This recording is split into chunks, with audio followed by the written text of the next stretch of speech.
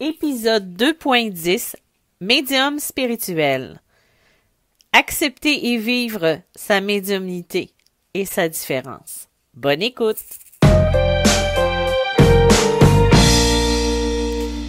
Bonjour, bienvenue dans ce 10e épisode déjà de cette deuxième saison. Comme je vous en avais parlé dans le dernier épisode, j'avais envie de vous parler un peu de ce que c'est qu'accepter sa médiumnité au quotidien, de s'afficher aussi en tant que médium, ou même des fois juste d'afficher une spiritualité qui est différente, ou une façon d'être qui est différente. Tu sais, dans mon cas, j'en ai parlé souvent, j'ai toujours été un petit mouton noir dans les lieux où j'habitais ou même au niveau de ma famille. Je faisais toujours les choses différemment. Je me rappelle, quand j'étais petite, j'allais à l'école et je pouvais mettre 2 bas différents ou ne pas m'habiller, que ça concordait pas les couleurs ensemble. Et quand on me demandait, mais pourquoi Isabelle, tu fais ça? J'avais des petites amies qui me demandaient ça. Et je leur répondais, en fait, pourquoi pas? Pourquoi ne pas le faire? Parce que justement, moi, à cette époque-là, et encore maintenant, plus aujourd'hui parce que je le comprends, c'est que je faisais ça parce que c'était comme ça que j'avais envie d'être dans cette journée-là, que les couleurs ou pas ne concordent ou concordent pas, je m'en fichais. J'avais envie d'être bien à ce moment-là. Et là, je remonte à peut-être à 8 ans. Parce que tout le monde, c'était toujours, et encore aujourd'hui, beaucoup de personnes, c'est à la lettre, suivre des règlements et tout ça. Aujourd'hui, j'ai fait mon coming out de la médiumnité il y a 5 ans. Avant ça, j'étais en acceptation, j'assumais ou j'essayais de comprendre ce que je vivais. Et depuis la naissance, en fait, je suis médium, mais c'était quelque chose tellement de naturel que je reviendrai pas sur comment je l'ai découvert et patati et patata, parce que ça, c'est dans l'épisode numéro 1 de Médium spirituel. Le premier épisode, j'en glisse un mot, et tout est écrit dans le livre Médium malgré moi. Si vous voulez le lire, vous allez tout comprendre. En fait, ce que je veux dire, finalement, c'est que quand j'ai commencé à faire un coming out tu sais, c'est pas évident à faire parce que c'est d'afficher une différence qui est encore tabou en lien avec la religion, la spiritualité et tout ça. C'est sûr que j'ai jamais été une assidue à aller à la messe. D'ailleurs, mes parents ne m'y ont jamais emmenée. J'y allais parce que j'habitais un petit village et que j'étais curieuse. J'ai toujours été curieuse. Je suis encore une personne curieuse aujourd'hui. J'ai besoin d'aller voir, de comprendre. Et mais encore une fois, je suis toujours j'étais celle qui défiait l'autorité, qui défiait aussi le curé du village. Disons que il avait beau porter une soutane pour moi, c'était une personne comme vous et moi, et je lui parlais sur le même ton que je pouvais parler à quelqu'un quand je voyais que il y avait des injustices. Pour moi, et encore aujourd'hui, ça par contre, je suis comme ça encore aujourd'hui, peu importe le statut que tu auras, si tu me traites mal, je vais te traiter de la même façon. C'est quelque chose qui se mérite le respect et c'est non en lien avec un titre. Bon, passons là-dessus. Il y a des gens qui seront pas d'accord, il y a des gens qui vont être d'accord, c'est correct. On a chacun notre façon de voir, de percevoir, mais ça, c'est quelque chose que j'ai toujours été de dire pour ou contre, de dire comme je le perçois. Si tu emploies un ton avec moi, je vais employer le même ton avec toi. C'est du donnant-donnant. Donc, tout ça pour dire, c'est que dans le quotidien, vivre avec sa médiumnité, ça, c'est quelque chose que j'ai appris à faire. C'est-à-dire que je me fais pas déranger je me fais pas du tout déranger, je n'ai pas je me fais plus déranger, je ressens pas, je vois pas des morts partout ou des anges partout non plus. J'arrive passablement à bien me déconnecter de ça. Et à travers ça, ce que ça va me permettre de faire, c'est d'être en accord aussi avec ma vie, parce que on a beau vivre dans la médiumnité, de faire des rencontres, d'être dans cette spiritualité-là, je vais finir par l'avoir, merci, mais il faut pas oublier qu'on est ici aussi pour vivre notre vie terrestre. On est ici pour être et apprendre tout ce que la vie a à nous apprendre pour pouvoir évoluer de l'autre côté. C'est pour ça qu'on va rencontrer des gens qui sont cartésiens, des gens qui le sont un peu moins, d'autres qui ont peur de ce côté spirituel. Il y en a qui vont nous voir, nous percevoir comme des sorcières ou des sorciers dans certains cas. C'est différent, puis c'est chacun de nous, on a notre façon de percevoir. Je dirais que j'ai pas été souvent face à des réactions qui étaient difficiles. Parce qu'à un moment donné, j'ai pas le choix, tu sais, de dire ce que j'étais, d'assumer ce que je faisais aussi dans la vie, parce que c'est pas commun. Moi, j'avais choisi en 2000 justement de faire une carrière en infographie. J'avais pas choisi d'être médium et de faire des consultations, donc c'est pas quelque chose que j'imaginais faire dans ma vie. Même que je regardais un peu ce côté-là pour avoir été déçue à travers les années, avec un œil qui était sévère. Et pourtant, la vie a fait que j'ai pas eu le choix à un moment donné d'assumer ça parce que ça me poussait vers ce travail de soi, cet éveil de conscience aussi. La médiumnité, elle est entrée dans ma vie, j'en ai parlé à l'achat de ma première maison. Ensuite, c'est sûr que à partir du moment où j'ai accepté que c'était partie intégrante de moi, et là, je ne parle pas de faire ça de ma vie, là. C'est que la journée où j'ai commencé à accepter que j'étais différente, que je n'étais pas comme les autres. Mais c'est sûr, on est tous différents, vous allez me dire, mais là, je rentre pas dans le babillage habituel, mais vraiment que dans ma vie actuelle, avec les gens qui sont autour de moi, j'étais différente. Je savais que j'avais une sensibilité qui était là, mais j'ai aussi une force qui m'a toujours permis de me relever après chaque épreuve. Et ça, c'est quelque chose que je remercie d'avoir et de posséder. Mais c'est ça, c'est qu'à force d'accepter et d'en parler autour de moi, c'est sûr qu'au début, on me croyait pas.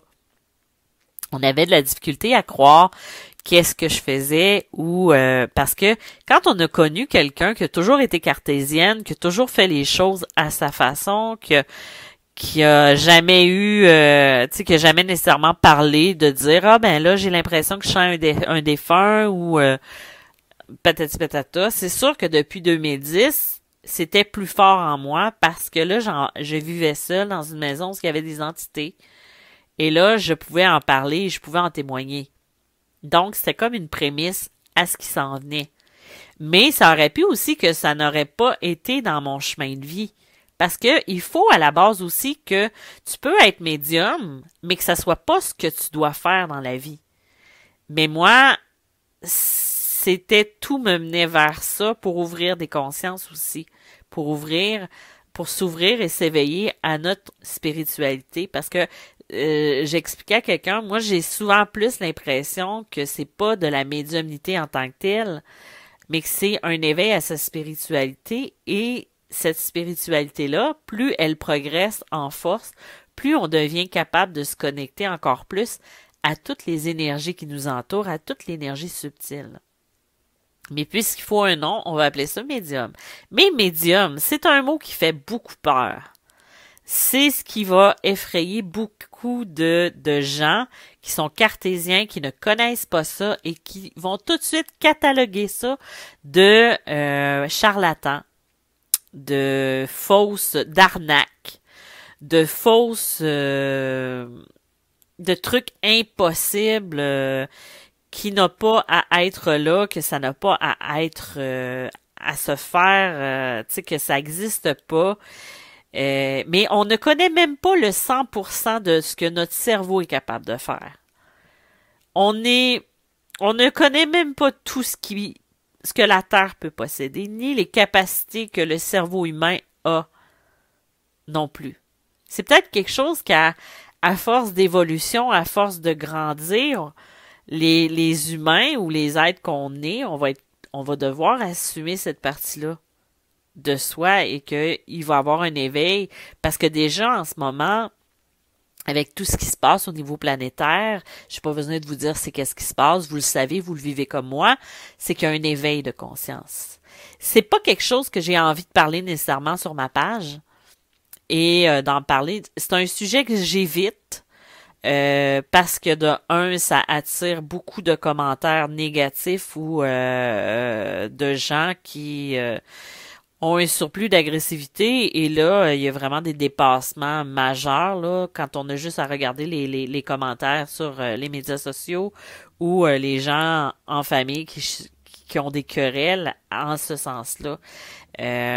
Donc, c'est ça, c'est que en ce moment, il y a un éveil de conscience qui est en train de se produire. C'est quelque chose qui va amener soit à réaliser le plein potentiel qu'une personne va avoir, à s'éveiller à l'être qu'il est, et ensuite de pouvoir avancer ou s'en aller dans la bonne direction. De vivre en lien plus avec ce qu'il y a à l'intérieur de lui que d'écouter tout ce qu'il y a autour de lui et que ça vibre pas.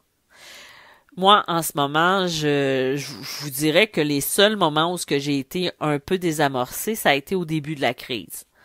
Au début de mars, où là, j'ai dû m'ajuster, m'adapter et faire preuve de résilience, mais aussi d'y aller avec mon bon sens à partir du moment où j'ai décidé de lâcher prise sur ce que je pouvais pas contrôler, d'être à l'écoute de ce que moi, j'avais besoin de comprendre qu'est-ce qui se passait puis comment ça m'atteignait. Ça, c'est une introspection que j'ai dû faire et à un moment donné, j'ai fait comme, gars, je peux pas contrôler, on va lâcher prise, il arrivera ce qui arrivera.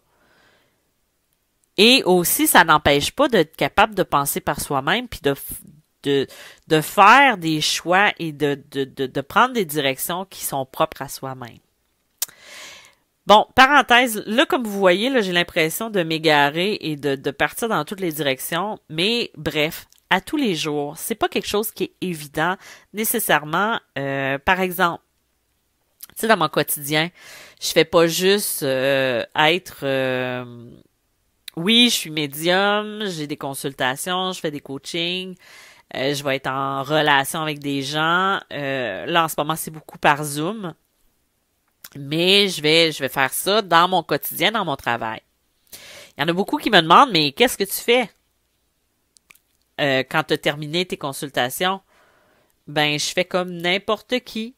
Je vais préparer mon souper, je vais préparer mon dîner, je vais regarder la télé, je vais jouer sur mon téléphone, je vais chanter, je vais faire des choses qui me permettent de décrocher, mais aussi, moi, j'ai une petite... je sais pas si on peut appeler ça une dépendance, mais je travaille, j'ai ce défaut-là de travailler beaucoup et d'avoir de la difficulté à décrocher. En plus de travailler de la maison, on dirait que c'est encore pire depuis 2 ans. Mais bon, je m'en plains pas, c'est parfait comme ça, c'est quelque chose que j'ai à travailler. Mais le quotidien, c'est comme n'importe quelle personne, j'arrive à faire le détachement quand même de quand je suis en canalisation versus quand je suis dans mon quotidien. Il y a aussi, des fois, on se bute à la réaction des gens. Parce que comme n'importe qui, des fois, je dois aller rencontrer des médecins, je dois rencontrer des professionnels ou peu importe. Et souvent, la question qu'on nous demande, c'est « Qu'est-ce que vous faites comme métier? » Eh oui, ça, c'est une question qui est régulièrement posée, comme si ça définissait la personne en tant que telle. Il y a certaines personnes que j'aurais envie de dire que je le sens tout de suite que l'ouverture est pas là. Donc, je transforme, sans mentir, je transforme le titre que j'ai. Mais en général, je suis quand même, tu sais, j'assume ce que je fais quand même. Mais des fois aussi, faut apprendre à se sauvegarder, à ne pas attirer des coups ou des jugements inutilement. Tu sais, quand quelqu'un me le demande, on dirait que, tu sais, je vais le dire, soit je vais commencer par dire que je suis auteur et que je fais des consultations en lien avec la spiritualité. Ce qui est pas faux, puis ce qui est vrai. Parce que ceux qui ont eu des consultations avec moi, je travaille beaucoup en lien avec ce qui est le côté spirituel. Donc, mais parfois ça arrive que on a des réactions où la personne te regarde puis elle est pas sûre. Quand tu lui dis parce que t'as pas le choix vraiment, parce que en lien ou quoi que ce soit, et là tu le vois la surprise, parfois le jugement apparaître comme une étincelle dans le regard de l'autre. On peut pas faire rien avec ça. J'ai jamais eu de réaction où je me faisais agresser ou je me faisais insulter ou mais je pense aussi que ça va avec l'énergie que je dégage. Tu sais si tu sais quand je parlais au début, si tu m'agresses, je vais t'agresser ou si tu prends un ton vers moi, je vais te répondre sur le même ton, c'est un petit peu la même chose. Si tu m'agresses, je vais me défendre. Moi, je suis pas la personne qui va tendre l'autre joue. Et ça se ressent aussi. Fait que ça impose une forme de retenue face à l'autre. Ou parfois, tu sais, c'est arrivé, puis c'est même pas en lien avec ma médiumnité ou des situations, moi je pourrais en nommer des centaines, où je me suis fait interpeller ou peu importe, et la réaction que j'ai eue, c'est d'éclater de rire ou de faire comme je m'en fiche, fais donc ce que tu veux. Mais ça, c'est comme si on n'accorde pas d'importance. Mais après ça, ça me fait un plaisir de le raconter aux gens de mon entourage parce que ça fait un petit quelque chose à raconter qui est amusant. Donc ça, c'est quelque chose qu'on peut se buter. Mais on fait pas ça pour le plaisir. C'est sûr que je commence pas à crier à tout le monde « Hey, je suis médium! Je fais d'envie puis tout ça, puis moi je m'affiche pas, je veux dire oui, je t'affichais sur Facebook tout ça, mais je fais pas de publicité, je marche beaucoup en lien avec le bouche à oreille parce que pour moi je pense que le meilleur moyen de se faire connaître, c'est avec la satisfaction des gens. Et si les gens sont plus satisfaits, ben là le bouche à oreille fonctionnera plus et là ça va me dire Isabelle, t'es plus dans la bonne trail là, ou t'es plus dans le bon chemin. Mais c'est ça. Tu sais, c'est important à ce niveau-là. Donc, moi, je continue dans ce sens-là. C'est sûr que je fais de la publicité pour mes livres et tout ça. C'est sûr que en étant plus public, par exemple, il y a des communiqués de presse qui sont envoyés aux journaux locaux. C'est pas tous les journaux ou toutes les revues qui vont accepter de parler. Même que parfois, j'ai vu des articles de journalistes de ma région où on sentait le jugement à travers la lecture de l'article. Qu'est-ce que vous voulez qu'on fasse? On peut pas faire grand-chose. Au moins, ils ont parlé. Parlez-en bien, parlez-en mal. Je suppose que c'est la seule chose qui doit être faite. Tandis que d'autres ont été plus ouverts et ont fait des entrevues avec moi pour apprendre ce que je faisais, comprendre et tout ça, et donner une visibilité. Mais c'est sûr qu'en région aussi, il y a un truc vers lequel je vais me heurter davantage, ça va être tout ce qui est les religions. Il y a beaucoup de religions dans la région où ce que je suis présentement. Ce qui apporte beaucoup des fois de fausses croyances, de peur, tu sais, par exemple, j'ai eu souvent des commentaires suite à des articles indiquant des passages de la Bible indiquant que que je travaillais pour le diable. C'est le démon et oui, c'est tellement démoniaque les messages que je transmets que même moi, j'ai les yeux qui sont en train de se transformer en rouge et des cornes qui poussent aussi. Moi là, c'est un trêve de plaisanterie. C'est souvent, et si vous discutez avec ce type de personne-là, qui va vous dire que vous êtes un suppôt de Satan, que tout ce que vous transmettez, vous n'avez pas le droit de communiquer avec les morts, seul Satan, vous êtes lié avec Satan et c'est des messages venant directement de l'enfer. Et si vous décidez d'argumenter avec ce type de personnes-là, moi je vous le conseille pas parce qu'ils auront toujours une réplique de la Bible où ils vous diront tout le temps que c'est mieux pour vous, c'est pour vous amadouer, puis que c'est mieux ainsi, c'est pour mieux vous amadouer en lien, en vous disant qu'ils vous aiment et tout ça. Mais il faut apprendre assez rapidement à se détacher de ça. On peut pas faire ce truc-là en se faisant pas une carapace. On peut pas convaincre les gens. On ne peut pas les convaincre, on peut pas dire c'est impossible. C'est impossible de rien faire et de ne pas laisser se laisser heurter. Mais en même temps, il faut apprendre à se protéger. Puis ça va aussi dans assumer ce qu'on est. Là où j'ai moins, tu sais, par exemple, ce qui est drôle, c'est là où j'ai plus de difficultés à m'assumer, tu sais, je prends la critique assez bien.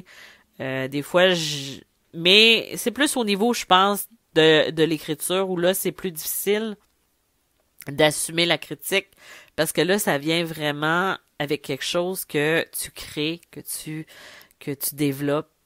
Et quand tu as un commentaire négatif ou peu importe, ça vient directement me chercher parce que là, on atteint ou on attaque ou j'ai l'impression d'être attaqué sur ce que je fais. Mais c'est correct, faut que je le travaille. Mais pour le reste, j'ai appris quand même à bien accepter la critique quand elle est constructive. C'est pas comme les gens qui vont pas avoir de vie puis qui vont juste vouloir détruire ce que tu as fait, mais c'est ça.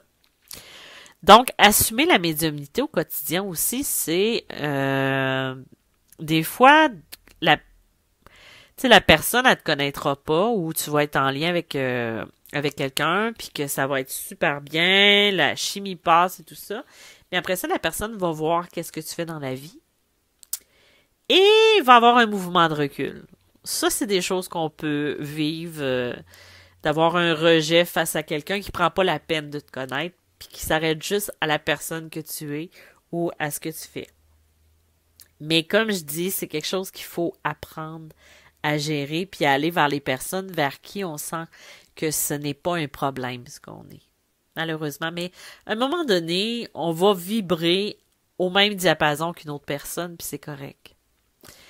Dans le quotidien, en général, ça va bien. Quand je sais, tu sais, c'est dur j'essayais de pas le dire à mon médecin, ce que je faisais dans la vie, à un de mes médecins qui me suit 2 fois par année, mais à un moment donné, tu sais, à force de parler de mes consultations ou, tu sais, de mon travail, veux pas, en lien avec, j'étais suivie au niveau des problèmes de peau, et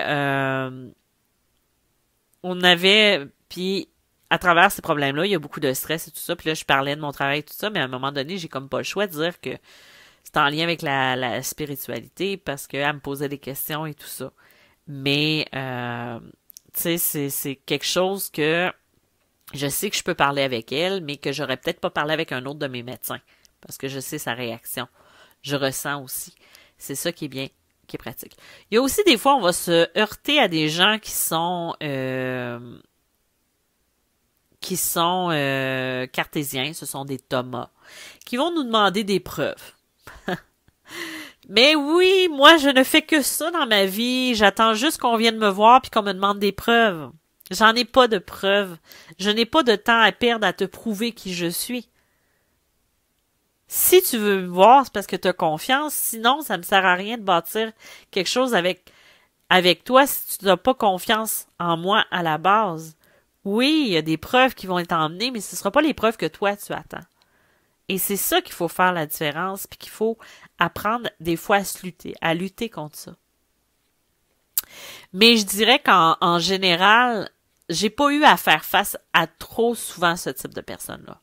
Le type de personne qui va essayer de te demander, ben là, il va falloir que tu me dises ça, puis j'ai besoin de ça, puis c'est parce que tu fais ça pour avoir de l'argent, puis le nombre de temps que je passe, parfois là, je dépasse le temps de consultation que j'ai d'allouer, puis je ne charge pas. Je fais pas ça nécessairement. Oui, je n'ai besoin parce que je fais ça pour l'argent, mais ça, c'est le genre de préjugé à lequel on va être amené. Et il faut apprendre aussi à se protéger de ça parce que c'est ça. Il y a aussi, depuis quelque temps, là, je suis en train t'as les personnes qui prennent des rendez-vous et qui ne se présentent pas au rendez-vous. Eh oui, j'en ai de plus en plus de ce type de personnes-là. Des fois, on dirait que c'est juste pour voir, pour nous tester ou que ils prennent pas le rendez-vous, ils se présentent pas et te réécrivent quelque temps plus tard. Ah, mais j'avais quelque chose, j'ai oublié de te le dire, tu peux-tu m'en donner une autre date? Ben, en fait, si t'as pas eu le respect de t'excuser avant et que tu sais que tu l'as pas fait, il y a des chances que moi, ça me tente pas de tu sais, dans le fait d'être à l'argent ou pas, là, moi, j'ai appris dans les dernières années à être aussi à l'écoute du respect que j'ai envers moi-même. Si quelqu'un me manque de respect en se présentant pas, tu sais, à moins que ce soit un accident ou que ça soit vraiment quelque chose d'imprévu ou, tu sais, comme aujourd'hui, j'ai dû annuler des rendez-vous parce que il y avait des pannes de courant. Des pannes de courant et la stabilité au niveau électrique est vraiment pas forte. Là, je peux le faire parce que je suis sur mon téléphone, mais ça va bloquer au niveau de... Tu sais, c'est ça, fait que des imprévus comme ça, c'est correct, ou il y a eu un problème électrique, ou... mais tu sais, quand la personne dit « Oh, bah j'ai oublié de te le dire, là, mais je pouvais pas, finalement. » C'est parce que nous, c'est quand même un métier, puis c'est quand même des gens qui attendent pour avoir des rendez-vous.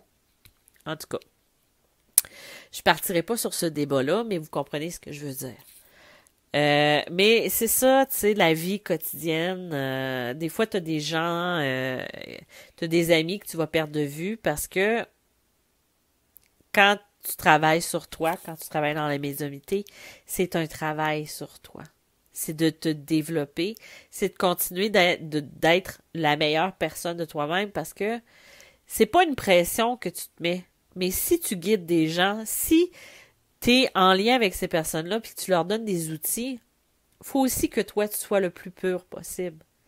Il faut que tu sois le plus en concordance avec l'être que tu es. Donc, tu évolues. Et c'est pas parce que l'autre personne est moins bonne que toi, c'est juste qu'elle évolue pas au même niveau. Et il y a un moment donné, les vibrations sont plus au même diapason. Et il y a des personnes, il y a des relations qui vont quitter.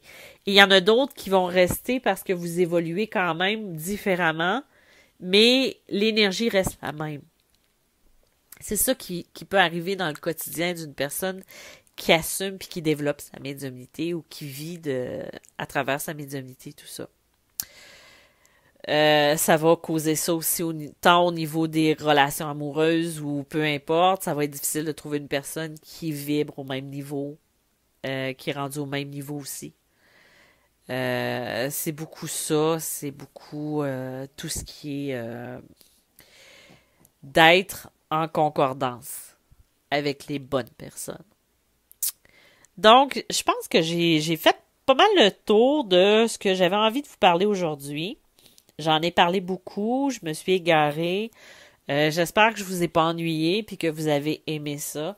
Dans le fond, le seul conseil que j'aurais envie de vous dire, c'est d'accepter ce que vous êtes. Vous n'êtes pas obligé de le crier, vous n'êtes pas obligé de faire un livre là-dessus, comme moi j'ai fait. Mais ça, c'est mes guides qui me poussaient. Vous n'êtes pas obligé de convaincre les autres. Moi, je convainc pas personne. Si tu me suis, viens. Sinon, ben, passe ton chemin puis fais ta route. Moi, j'ai rien à te prouver. Puis ça, c'est la seule attitude qui serait le bien. Parce que une personne qui est cartésienne, elle n'a pas besoin de prouver ce qu'elle vit, parce que la spiritualité, c'est à l'intérieur de soi. Tu sais, on va aider les gens. C'est pas de profiter de la faiblesse de l'autre, de la peine de l'autre pour pouvoir aller tirer. C'est pas ça. C'est d'aider cette personne-là à apaiser sa douleur, à comprendre, et même beaucoup plus à trouver et à être capable de penser par elle-même pour découvrir sa propre spiritualité. Mais en tout cas, moi, c'est comme ça que je perçois ça. Donc, je vous remercie d'avoir été présent encore une fois. Vous pouvez retrouver mes livres Médium malgré moi, Les chemins de l'âme, Passeur d'âme, Message céleste, Message de l'univers, mes romans aussi, qui ont une touche de spiritualité, mais d'humour aussi, parce que ça fait partie de moi. Sont disponibles en librairie ou sur Amazon. Plus mes romans et tout ça, c'est sur Amazon. Et sur lulu.com. Donc, si vous voulez une rencontre avec moi ou si vous voulez plus, vous pouvez me contacter sur le www.mediummalgrémoi.com /consultation pour avoir les prix, les tarifs et tout ça. Sinon, je vous dis à bientôt, puis merci. Bye bye.